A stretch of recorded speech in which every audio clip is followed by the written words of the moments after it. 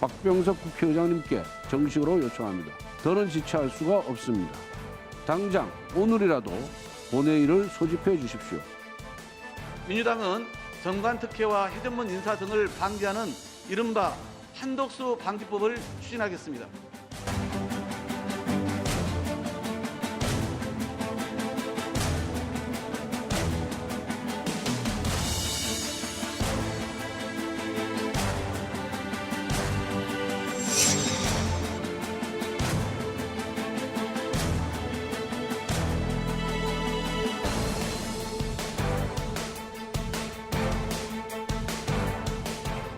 여의도 사사건건 시간입니다. 자, 장성철 대구가톨릭대 특임교수, 김성회 정치연구소 싱크와이 소장과 함께하겠습니다. 자, 어서 오십시오. 안녕하세요. 소개할 때부터 발음이 꼬이기 시작하는. 자, 윤 대통령이 외교부 장관, 행안부 장관 임명 일단 강행했고요.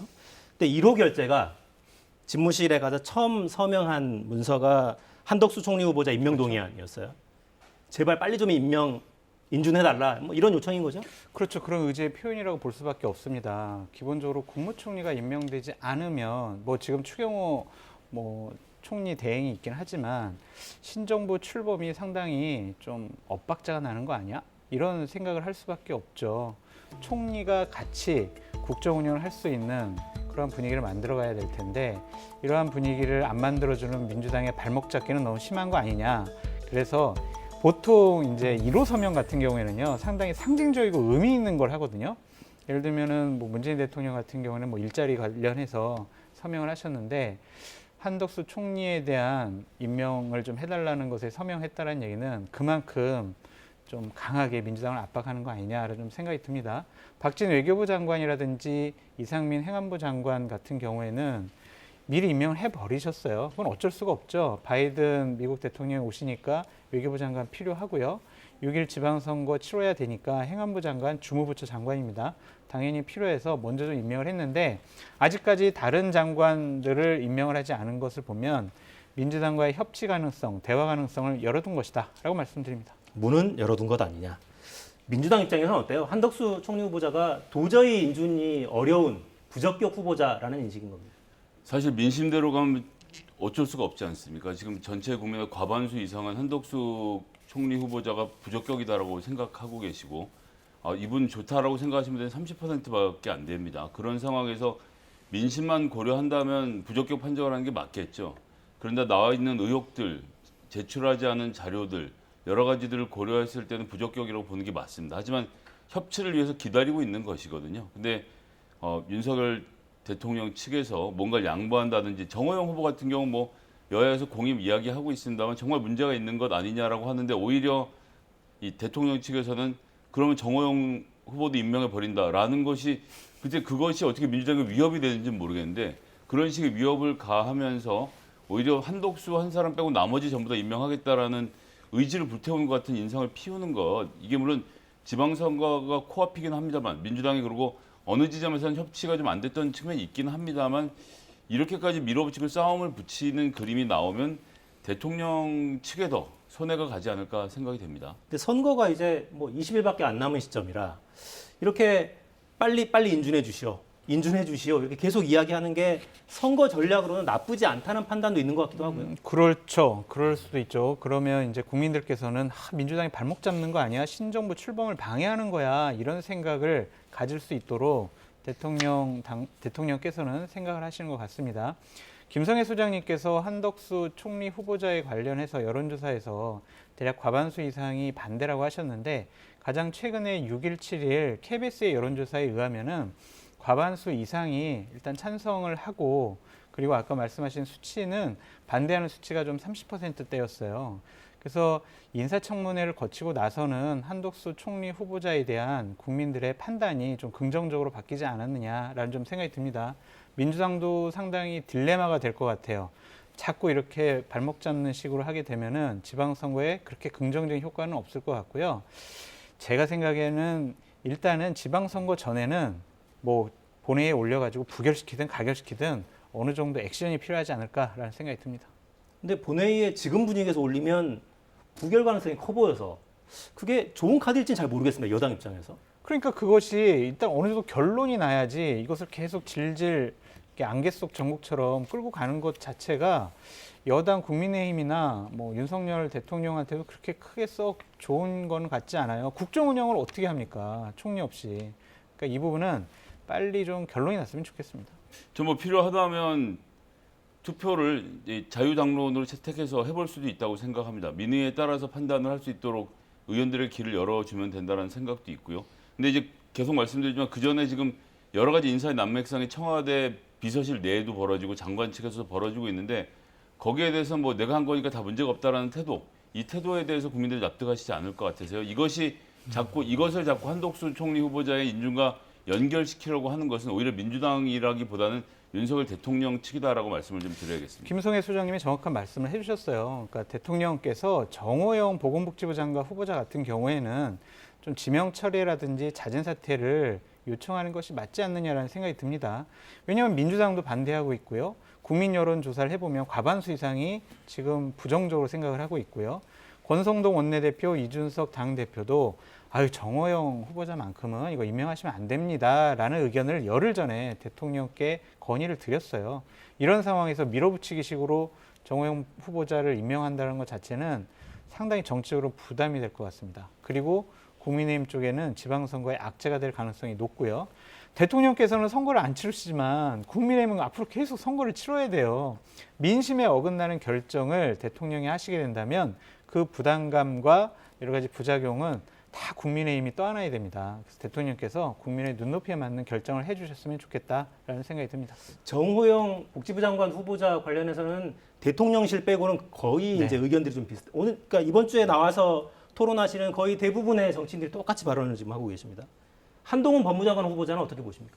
한동훈 법무장관 후보자는 아직도 뭐 해명되지 않은 의혹이 아직 많이 있다라고 생각하고 그가 대하고 있는 국회에 대한 태도 이런 것들을 고려했을 때 민주당 입장에서 굉장히 곤란한 대상이면 틀림이 없습니다. 그런데 지난 청문회 보면 밤중에 그러니까 자정 넘어가서 좀 제대로 된 이야기들이 많이 나와서 이 사실 자체가 이제 언론을 통해서 잘 전달되지도 않았고 이제 그런 것은 사실은 민주당이 전략적 미스였죠. 오전부터 청문회를 제대로 이끌어가지 못했던 것에 대한 민주당의 책임이 있기 때문에 한동훈 후보자 경우는 조금 더 씨름을 하고 있는 상태로 일단 봐야겠습니다. 뭐라고 결론을 못 내리고 있는 거죠.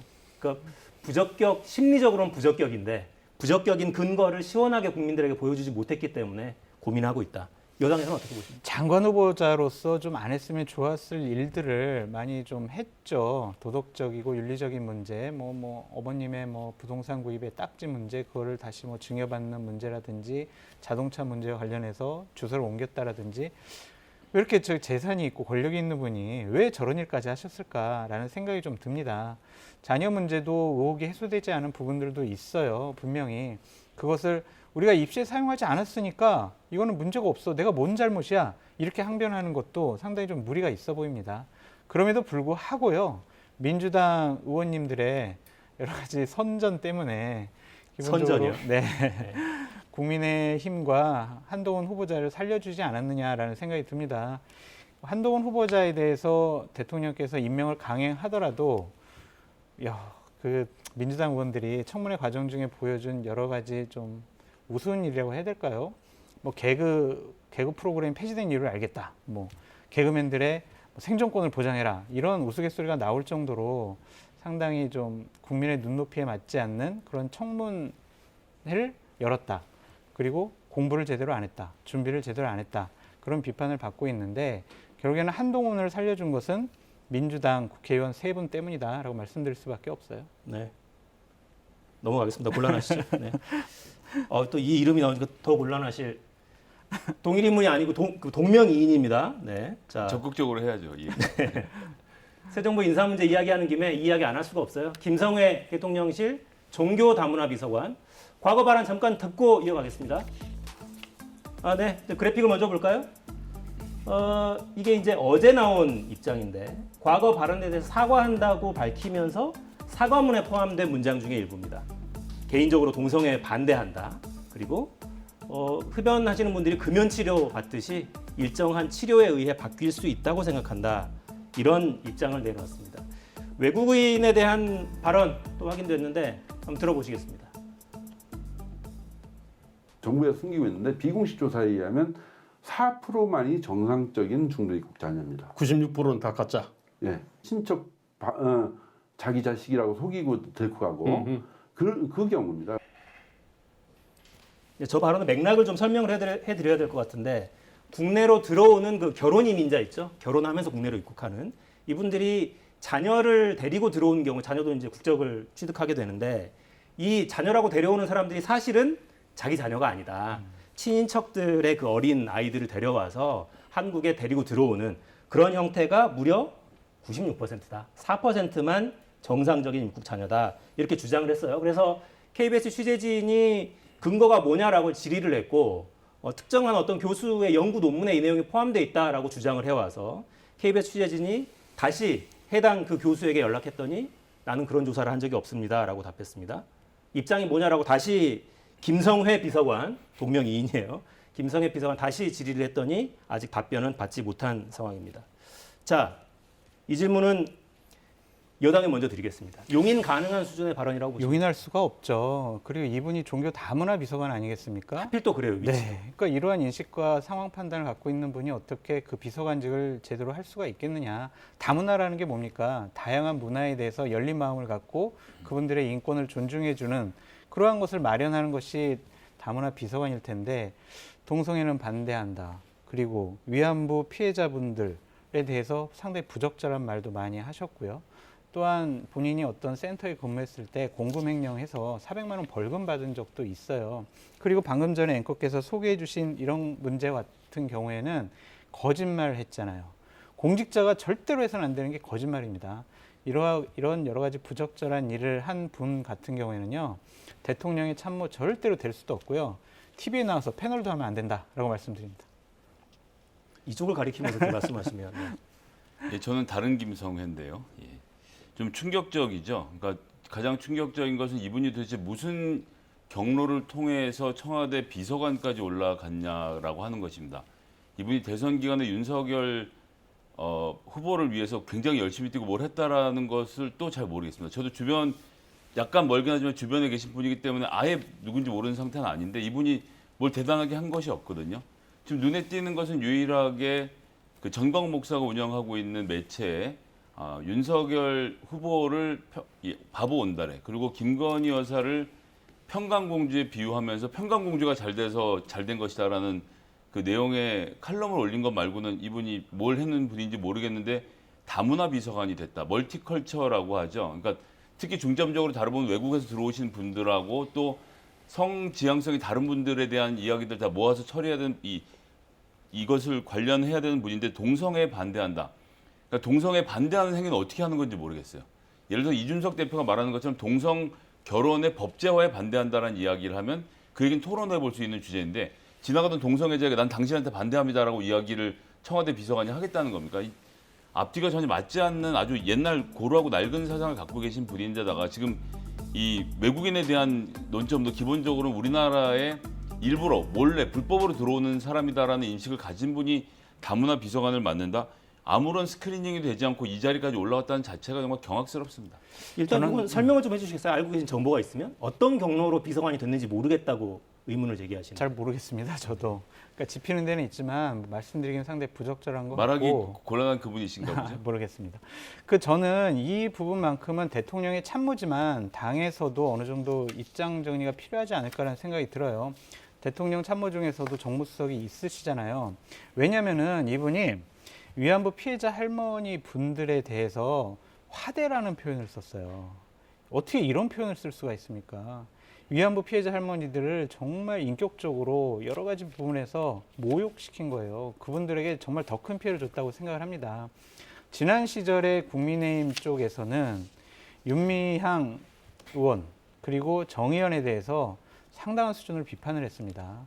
그렇다면은 결코 이런 문제에 대해서는 이중잣대, 내로남불 논란에 휩싸이면 안 돼요. 같은 잣대로 평가하고 비판을 해야 됩니다. 우리 쪽에서 이러한 불미스러운 얘기를 했던 분이 대통령의 참모를 한다? 이것은 국민의힘에 큰 피해를 줄 수가 있습니다. 내부적으로라도 권성동 원내대표 항상 그런 말 하셨죠. 쓴소리라도 하겠다라고 하셨잖아요. 이런 부분들 정무적으로 빨리 정리하셔야 된다라고 건의하셔야 됩니다. 전 도대체 이 검증 시스템을 알 수 없는 게 이분 지금 최근에 뉴스에도 나오고 있지만 시민단체 운영을 잘못해서 거기에 대해서 지금 패소해서 돈까지 토해내게 된 분 아닙니까? 근데 윤석열 대통령이 후보 시절에 뭐라고 했습니까? 시민단체 잘못된 돈 다 걷어드리겠다라고 공약까지 하셨던 분인데 멀쩡히 신문에 재판이 진행 중인 사람을 비서관으로 채택한다? 아니 아무리 엉망이라고 하더라도 이런 시스템은 이해를 할 수가 없고요. 최근에 이런 논란이 벌어진 다음에 한 발 더 나가서 뭐라고 하셨습니까? 조선시대 전체 국민의 절반이 노비였고 그중에 여성이 절반인데 그 여성들이 양반에 의해서 마음대로 이렇게 됐기 때문에 그 사람들이 다 이상한 사람들이라는 식의 말을 너무 태연하게 하고 계시는데 아직까지도 조치가 취해지고 있지 않다는 것은 도대체 결제 라인이 어떻게 되는지 묻지가 않을 수가 없네요. 과거 발언도 발언인데 사과한다면서 올린 글들이 이 납득이 잘 안 되는 내용이어서 청와대 검증 시스템에서 좀 더 봐야 될 것 같아요. 청와대가 아니군요. 이제 대통령실에서 다시 한번 스크리닝을 좀 해봤으면 좋겠습니다. 자, 국무회의에서 지금 속보가 들어왔네요. 코로나 지원 추경안 심의 의결했다는 소식이 지금 들어와 있습니다. 자, 저희 그래픽 만들어 놓은 거 잠깐 좀 올려주시죠. 일단 당정이 합의한 내용은 33조 원 플러스 알파 규모로 추경안을 제출하겠다라는 입장이고 내일 아마 이제 제출하겠죠. 오늘 의결이 됐으니까. 근데 민주당에서 오늘 오전에 47조 원에 가까운 규모로 또 제기를 했어요. 그러니까 추경안을 빨리 심사해서 처리시키는 데는 전혀 이견이 없다. 규모를 더 늘리자 이런 주장인 거죠. 네, 기본적으로는 지금 내용을 보시면 그렇습니다. 원래 중소상공인에게 해줘야 되는 것이 두 가지가 있습니다. 하나는 손해본 것에 대한 손실보상, 그리고 방역지원금 두 가지가 별개거든요. 원래 방역지원금은 지원금대로 일률적으로 동일한 액수를 지불하고 그 다음에 손실보상 같은 경우는 소급하는 여부는 뭐 따져봐야겠지만 어쨌거나 손실한 부분에 대해서 보상을 해줘야 되는데 지금 어느새 인수위를 지나면서 여기에 넘어오면서 쓱 해서 이 두 가지가 하나로 합쳐진 겁니다. 600만 원 플러스 알파라는 것이 손실보상금이라는 게 적용되지 않은 상태에서 600만 원에서 1000만 원 범위 안에서 주기로 되어 있는데 즉 이 방역지원금과 손실보상 소급 적용이 어느 순간에 합쳐졌는데 여기에 대한 설명을 사실 지금 국무회의를 통과했기 때문에 좀 들어봐야겠지만 이 부분이 이해가 안 되는 게 있고요.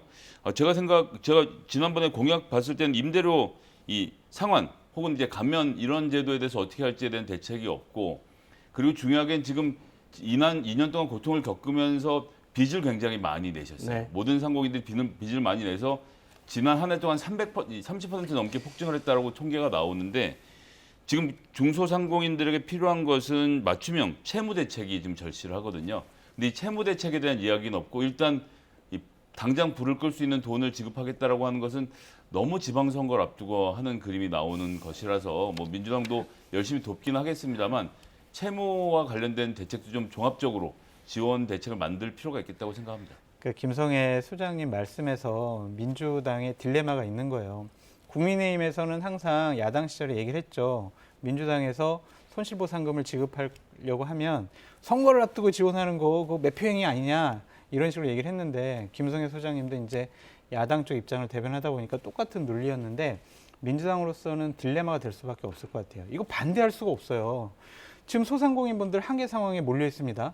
이 돈 가지고 여러 가지 생활비도 써야 되고 월세도 내야 되고 식재료도 구매해야 되는 거 이거 기다리고 있는데 민주당이 안 돼. 반대할 수가 없습니다. 방법은 반대하는 얘기 반대할 수가 없어요. 오히려 지금 그 인수위 시절에 추경을 제출하겠다고 해놓고 2달 동안 하지 않은 것은 윤석열 대통령 아니었습니까? 그러니까 제가 설명을 드리는 거예요. 반대할 수가 없어요. 그래서 결국에는 뭐냐? 우리는 더 드리겠습니다. 할 수밖에 없어요. 그래서 이제 47조 원을 민주당이 얘기한 거다라고 말씀을 드리고요. 이 부분만큼은 근데 딜레마가 될 거예요. 더 큰 딜레마. 왜냐하면 오로지 이것이 선거 전에 지원이 되면 국민의힘이나 윤석열 정권에서는 우리가 드렸습니다. 막 이럴 거 아니에요. 그럼 민주당으로서는 참 본인들이 더 많이 요구를 하더라도 효과는 국민의힘이 받지 않을까? 그러한 생각 때문에 상당히 딜레마에 빠질 것 같아요. 이제 그 점에서 저는 기재부의 세수축에 대한 문제 제기를 하지 않을 수가 없습니다. 오늘 4시 반에 자세한 자료가 나오기 때문에 좀 뭐 앞질러서 말씀을 드리는 것이긴 합니다만 작년 연말에 할 때는 7월에 하죠. 보통 그 다음에 세수축을 쭉 하는데 그때 했던 거에 비해서 올해 2월에 다시 해보니까 2, 3월 정도에 다시 해보니까 대략 53조 원의 법인세와 소득세를 더 거둘 수 있을 것 같아요라고 얘기하는 것이거든요. 전체 예산의 무려 한 8, 9% 정도 되는 돈입니다. 12분의 1. 이 되는 돈을 그것을 작년 7월에서 11월까지 몰랐다가 그러다가 올해 2월에 다시 서류를 들여다보니까 아이고 53조를 더 거둘 수 있겠네요라고 말하는 것을 글쎄요, 전 이 부분을 이번에 추경 심사하면서 굉장히 좀 잘 짚어봐야 된다고 보는데 홍남기 경제부총리가 상대적으로 재정을 보수적으로 운영했던 건 우리가 다 알고 있는 사실인데 추경호 부총리의 계산법이 지나치게 좀 방만하게 진행돼서 올 연말까지 충분히 이렇게 거둘 수 있다라는 전제는 경제 성장률 3% 아래로 3% 정도 수준 이상으로 올라갔을 때는 가능하지 않을까라고 보는데요. 오늘 좀 더 자세한 숫자가 나오면 이야기를 해봐야겠습니다만 추계 자체가 좀 지나치게 부풀려져 있다는 의혹은 말씀을 드려야겠습니다.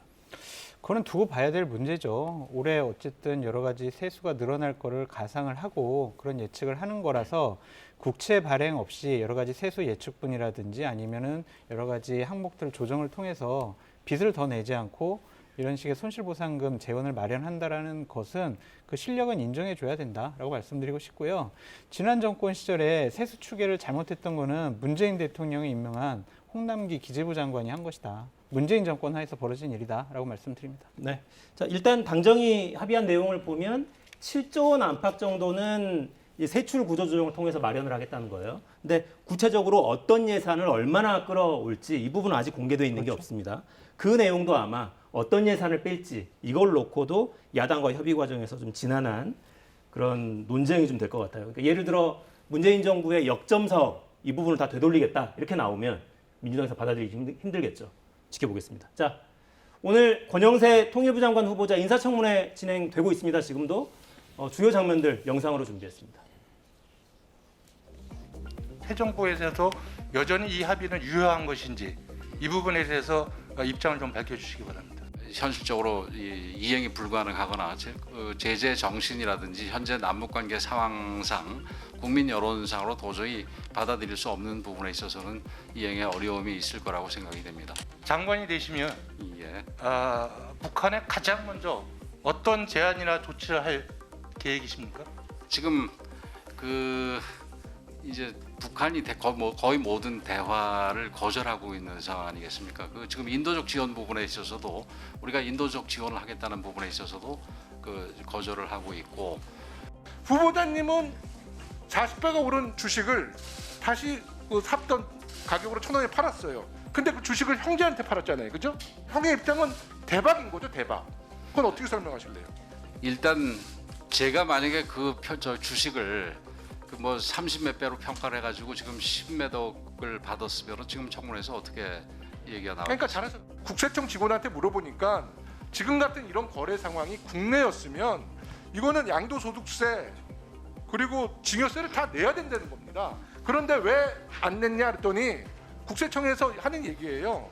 거래 내역서, 세금 납부 증빙 서류가 전혀 없다는 거예요. 저희 형님이 공직에 취임하는 게 아니라 제가 하는 겁니다. 그리고 그게 증여세 부분이 문제가 되는 거는 제가 내는 게 아니라 저희 형님이 내야 될 부분인데. 자, 저희 토론도 도덕성과 정책 검증을 좀 내용을 나눠서 진행을 좀 해볼까요? 먼저 도덕성 검증이 좀 진행이 됐고 오전 질의 내용을 보면 형님이 뭔가 이 찬스를 받아서 재산 증식을 하지 않았냐 이런 질의가 오가는 걸 좀 보셨습니다. 핵심 쟁점은 뭐라고 좀 보십니까? 핵심 쟁점은 이제 커피 회사가 있죠. 근데 이 투자가 이루어지던 당시에는 이런 종류의 커피 프랜차이즈 사업이 중국에서 유행을 하던 때가 아니었습니다. 그런데 이것이 잘 될 거라고 선견지명을 보고 시장을 뚫는 사람들이 있기도 한 법이죠. 근데 그 중에 한 사람이 아마도 권영세 후보자 형님이었던 것 같습니다. 그렇게 들어가는 과정에서 권영세 후보의 자금도 같이 투입이 된 겁니다. 문제는 이분이 주중대사가 됐다는 점이죠. 그러면서 중국에 있는 네트워크, 소위 말하는 관시라고 하지 않습니까? 이런 부분들이 연결되어서 중국 내에서 사업권을 딴 것이 아니냐라는 의혹에서 모든 것이 출발을 하는 겁니다.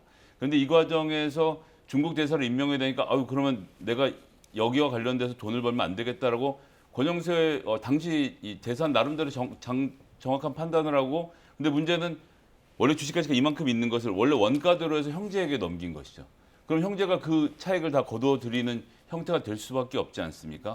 이 모든 것이 세금에 대한 문제가 있는 건데 이유는 알 수 없지만 권영세 후보가 지금 25억 가량을 가족들에게 지금 돈을 빌려준 상태인데 뭐 자세한 이유는 공개할 수 없다. 가족끼리 일이니까. 라고 하고 있는데 이것과 지금 이 커피 투자 사업에서의 손실이 어떻게 서로 작용하고 있는지에 대해서 아는 것이 없습니다. 그래서 뭐 민주당 요구는 간단하죠. 국세청에 신고해라.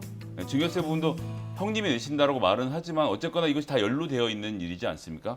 또 도덕성 관련돼서 그 따님이 UN 대표부에서 인턴으로 고등학교 시절에 2008년에 뭐 그 당시에 이제 매통위의 멤버였기 때문에 그 의혹 제기를 하는 건데 이건 뭐 사실 입이 아픈데 예. 거의 모든 이런 특권층들은 어떻게 해서든 자식들 이런 일을 참 잘도 시켜줘 왔구나. 물론 지금 와서 증거를 14년 전의 일을 어떻게 증거를 찾아내겠습니까마는 이런 일들이 참 너무나도 태연하게 잘 벌어지던 시절이 있었다라는 생각을 감출 수가 없어서요. 그렇게 하면서 홍콩에 이제 비상장 주식회사를 만들었는데 공교롭게도 부인과 자녀 이름만 빠지는 등의 또 의혹도 있지 않았습니까? 이런 것들이 다 지금 중국 사업 관련돼서 하나의 뭉텅이로 묶여 있는데요. 관련돼서 국세청에 신고할 것부터 신고하시는 게 순서가 아닐까 말씀드리겠습니다. 반박할 생각이 없어요. 그러니까 저도 뭐 국회에서 인사청문회를 준비하다 보면 이런 의혹과 관련해서 당연히 문제 제기를 하고 일단 후보자가 당연히 이거에 대한 답변을 제대로 해야 되는데 솔직히 방금 전에 본 권영세 후보자의 발언만 갖고는 저는 좀 납득이 안 돼요. 이렇다면은 나는 형을 너무 사랑해가지고 내가 뭐 벌 돈을 나 형한테 다 준 거야 라고 생각할 수밖에 없고 다른 금전거래가 있었다면 그 금전거래에 대한 대환, 환치한 것으로 판단해 볼 수밖에 없거든요. 이거에 대한 정확한 해명을 좀 더 들어봐야 될 것 같아요. 오늘 청문회 기간 중에. 그래서 이러한 의혹과 관련해서는 어느 정도 좀 문제가 있지 않을까라는 좀 생각이 들어요. 명확하게 답변을 못 하시잖아요. 그렇다면 이것이 과연 통일부 장관 하기에는 부적절한 수준까지 가느냐, 그걸 이제 좀 판단해 봐야 될 것 같은데, 뭐, 아빠 찬스를 장녀가 썼다, 뭐 이런 부분도 논란이 되고 있지 않습니까? 결국에는 이러한 부분과 또 이제 정책적으로 얼마나 잘 준비되어 있느냐, 그걸 같이 봐야 될 것 같은데, 도덕적인 부분에 있어서 이 금전거래 부분은 제가 봤을 때는 어느 정도 좀 문제가 있지 않느냐라고 보여집니다. 네. 그러니까 이번 정부 국무위원 후보자 인사청문회 과정에서는 이런 문제를 좀 덜 볼 줄 알았어요, 사실. 그러니까 지난 정부 말기에 워낙 관련한 논란이 컸기 때문에 또 공정, 상식 이런 게 핵심 깃발이었고. 근데 이거 같아요. 그러니까 이 정도 수준, 예를 들면 장관이 될 만한 수준의 삶을 살아온 분들은 항상 자녀 문제가 있고 돈 문제가 있고 부동산 문제가 있는 것 같아요. 그렇지 않으면 장관이 될 수가 없나? 일반 국민들은 또 그렇게 생각할 수가 있죠. 참 서글픈 일입니다. 네. 안 봤으면 좋겠습니다. 이런 문제 좀 덜 봤으면 좋겠어요. 자, 정책 이야기로 좀 넘어가 보죠. 오늘 그 권영세 후보자 발언을 보면 대북 정책 관련해서 약간 좀 그러니까 기존에 우리가 갖고 있던 인상보다는 유화적인 발언들이 많이 나옵니다. 코로나19 오늘 첫 확진자 보고가 조선중앙통신을 통해서 나왔었죠. 북한이 어려움에 처한 부분을 적극적으로 도울 의향이 있다. 대북 특사로 방북할 의향이 있느냐라는 질문에도 남북 관계를 고려해서 긍정적으로 검토하겠다.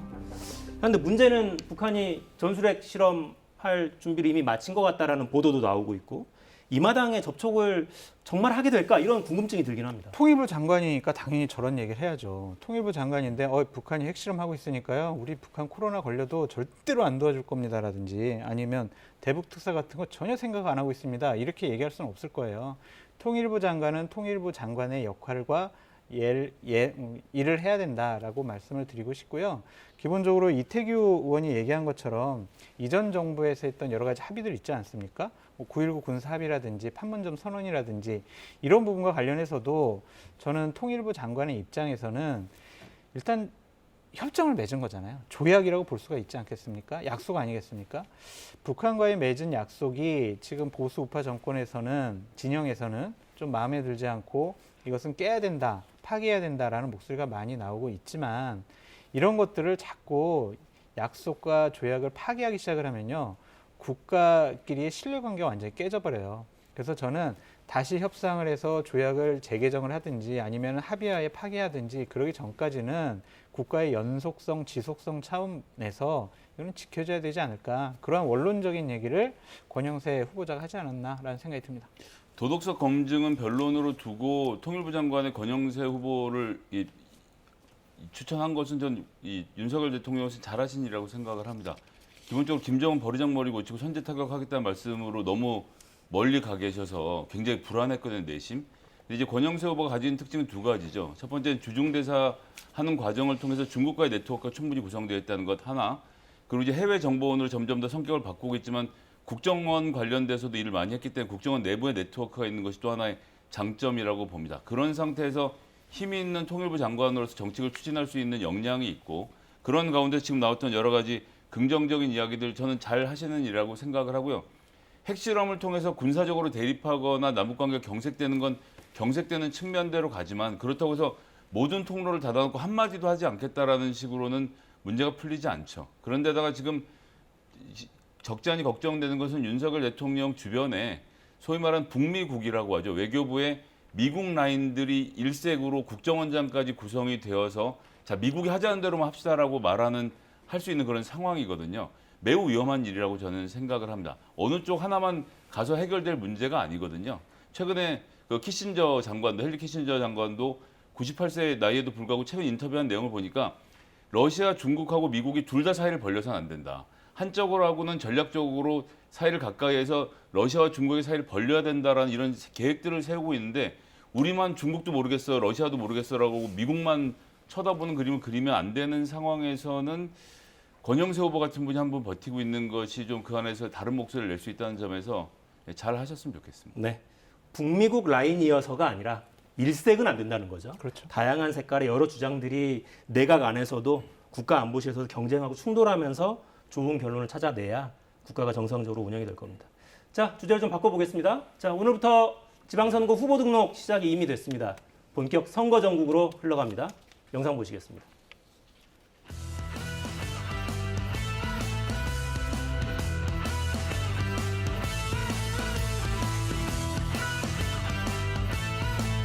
제대로 결실을 맺을 수 있도록 국무세신 열심히 이겠습니다.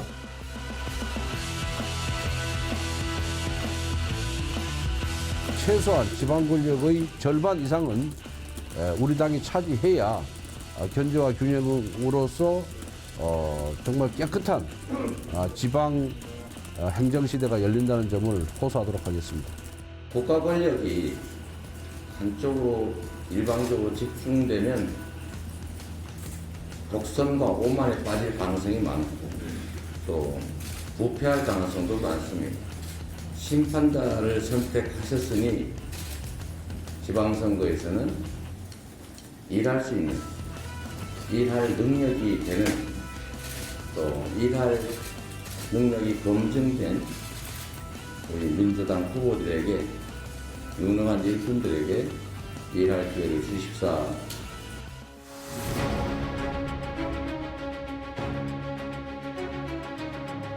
자세한 내막에 대해서는 그 피해자에 대한 2차 가해 우려 그리고 피해자를 보호하기 위해서 상세 내용을 밝히지 않는 거에 대해서 이해 부탁드리겠습니다. 당은 앞으로 피해자 보호와 피해자의 안위를 위해서 최선을 다할 거라는 약속도 드리겠습니다.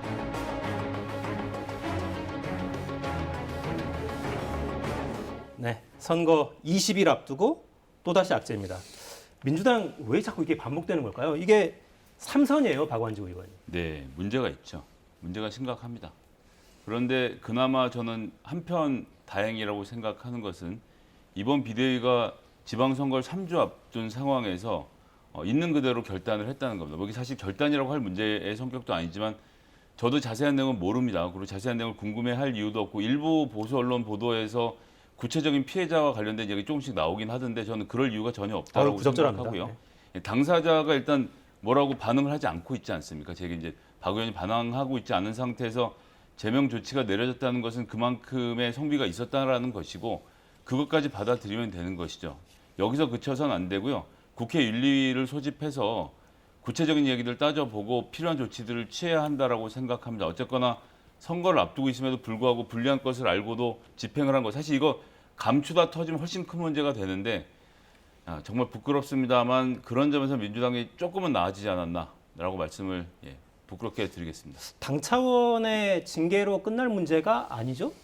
그렇죠. 이거는 김성애 소장님께서 말씀하셨듯이 국회 윤리를 통해서 의원직까지 박탈해야 되지 않느냐라는 전 그런 생각이 있습니다. 자꾸 이런 일이 반복되는 것은 국회의원으로서 자격이 없는 행위라고 말씀드려요. 박원주 의원 같은 경우는 3선 의원으로서 중진 의원인데 이분도 참 이율배반적이고 내로남불이라고 볼 수밖에 없어요. 왜냐하면 박원순, 안희정 이 민주당 단체장분들의 성비위 사건 때 뭐라고 본인이 얘기하셨냐면 부끄럽다, 비극이다, 참담한 충격을 받았다, 단호하게 대처해야 된다. 본인 입으로 이런 얘기를 하셨거든요. 근데 그런 분이 작년에 이러한 일을 저질렀다는 것 자체가 상당히 충격적이다라고 말씀을 드리고, 민보협이라고 민주당 보좌진 협의회가 있어요. 거기서는 이런 건들이 지금 한두 건이 아니다, 더 있다, 이런 부분에 대해서 지금 당 지도부는 보다 더 적극적으로 문제 해결에 노력을 해야 된다라는 입장을 밝히고 있거든요. 사건의 파장은 더 확대될 것 같습니다. 네. 자, 또 어떤 사례가 또 튀어나올지 좀 무섭네요, 이쯤 되니까. 저희 그 대진표 정리된 그래픽을 좀 보면서 마무리를 해야 될 것 같습니다. 보궐선거 입후보 지역구별로 좀 보고 계십니다. 계양을에 이재명 후보가 나섰고요. 성남 분당갑에는 안철수 후보, 대구에 김용락, 이인선 후보 이렇게 맞섭니다. 네, 일일이 읽어드리진 않겠습니다. 자, 대진표가 대략 확정이 다 돼 있고 관심 선거구로 할까요? 승부처로 할까요? 요걸 하나씩 좀 들어보고 마무리를 하죠. 먼저 소장님. 예, 저는 승부처라고 하면 안철수 대 김병관 의원 꼽겠습니다. 안철수 의원도 IT 업계의 뭐 길이나 이시긴 하지만 김병관 의원이 뭐 이런 표현이 좀 약간 천박하긴 합니다만 주식 보유액은 더 많지 않습니까? 예, 성공한 기업인이라는 건 차이가 없고 네이버 한게임 창립 멤버로서 활동을 해왔던 분이십니다. 지난번에 국회의원을 했었고 사실 김병관 의원이 인지도나 이런 걸 이기기 어려운 게임이기도 하지만 본인의 홈그라운드이지 않습니까? 그래서 지금 뭐 해시태그에 달아놓는 거 보니까 이번이 안철수 후보의 마지막 출마가 되게 하겠다라는 결전의 의지를 불태우고 계시는데 안철수 후보로서 이번 선거를 이기는 것이 어느 선거, 심지어 대선보다 중요한 선거가 될 것이라서 네. 여기서 어떤 승부가 벌어질지가 저한테 제일 큰 관심사입니다. 성남 분당갑을 꼽아주셨고. 저는 강원도 원주갑이에요. 원주갑. 네, 여기 박정아 위원장하고 원창목 원주시장인데 이 원주 우리 원창목 원주시장 같은 경우에도요. 상당히 지역에서 3선을 하셔서 지역 기반이 아주 확고합니다. 네. 근데 박정아 전 청와대 대변인 같은 경우도 지역 활동 오래 하신 분이거든요. 만만치가 않아요. 그래서 여기서는 상당히 박빙의 선거 결과가 나올 것 같다라는 생각이 들어서 이번 재보궐선거의 바로미터가 아닐까라는 생각이 듭니다. 네. 20일 남았습니다. 지금까지 김성회 소장, 장성철 교수와 함께했습니다. 감사합니다.